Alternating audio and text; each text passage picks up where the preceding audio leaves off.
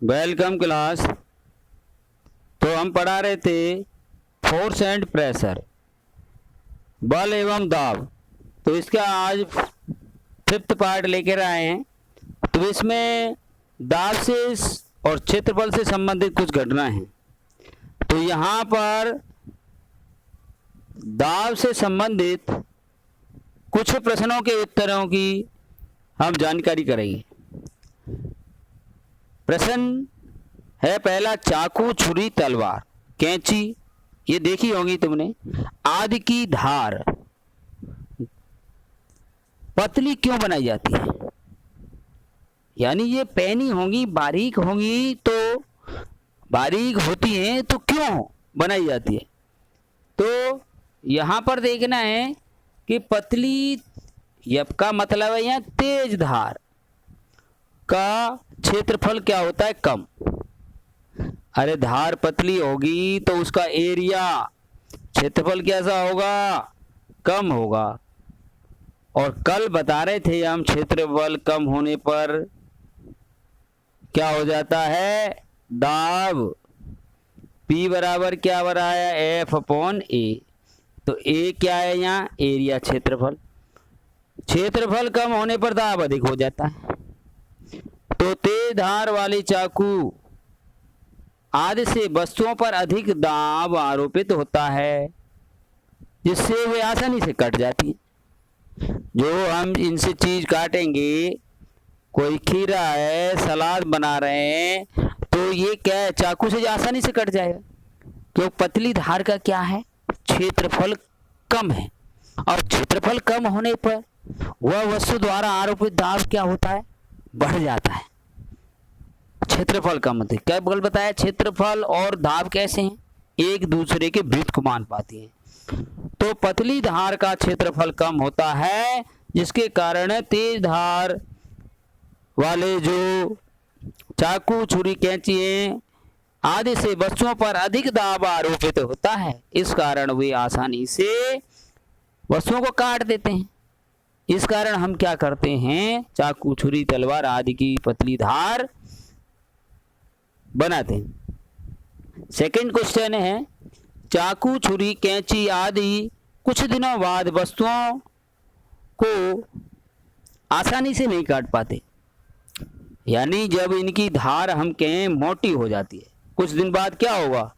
धार घिस जाएगी और उसका क्षेत्रफल क्या हो जाएगा भाई? बढ़ जाएगा।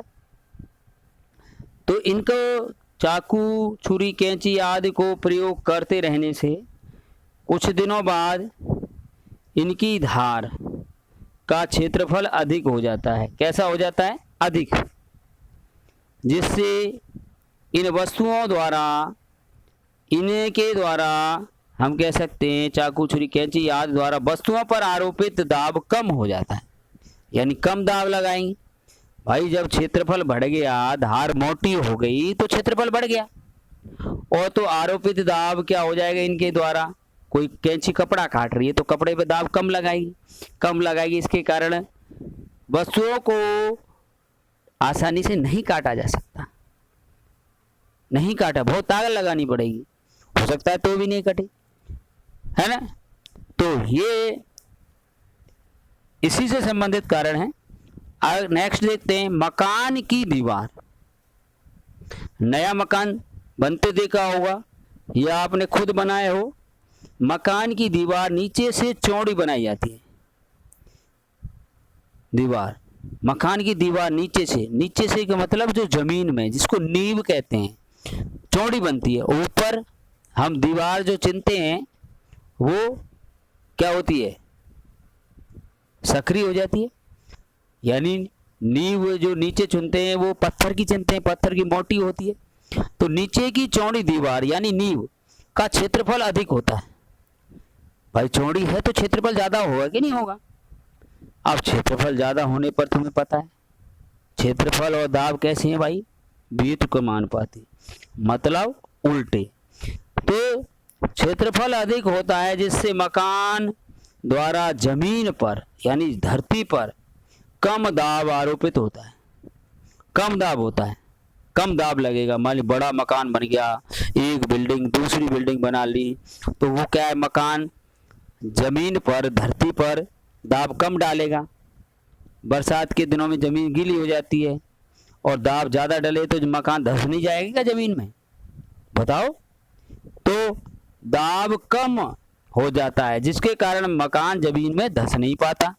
इस कारण हम क्या करते हैं, मकान की दीवारों को नीचे से कैसा बनाते हैं, चौड़ा। ठीक है, ओके।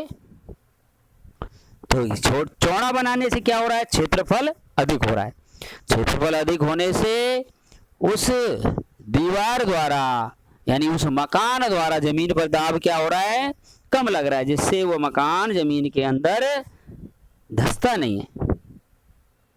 नेक्स्ट क्वेश्चन लेते हैं। कील है, चौबे आज देखे होंगे तुमने।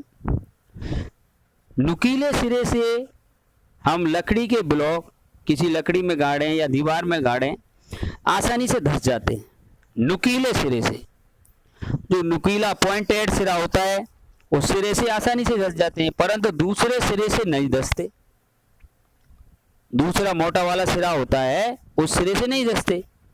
ये एक मोटा सिरा, ये नुकीला सिरा हो गया, ऐसे नुकीले सिरे से तो धंस जाएंगे आसानी से। ये नुकीले सिरे से, ये मोटे सिरे से नहीं धंसते। ऐसा क्यों होता है?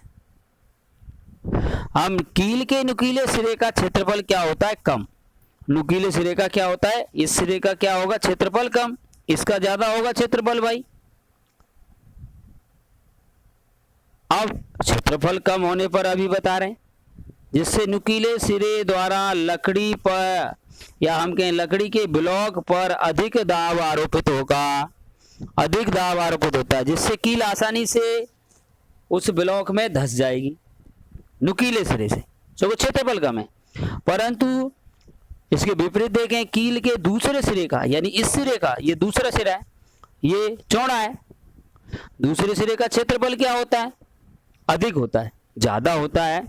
ज्यादा होता है तो इस सिरे द्वारा लकड़ी के ब्लॉक पर कम दाब आरोपित होगा, जिससे इस सिरे से कील लकड़ी के ब्लॉक में नहीं धंसेगी, चाहे खुद ठोक लो। समझे? इस कारण इस सिरे से कील लकड़ी के ब्लॉक में नहीं धंसती। तो आप सभी ने रजिस्टर बना लिया होगा, उसमें समय से रोजाना होमवर्क कर रहे होंगे, वीडियो देख रहे होंगे।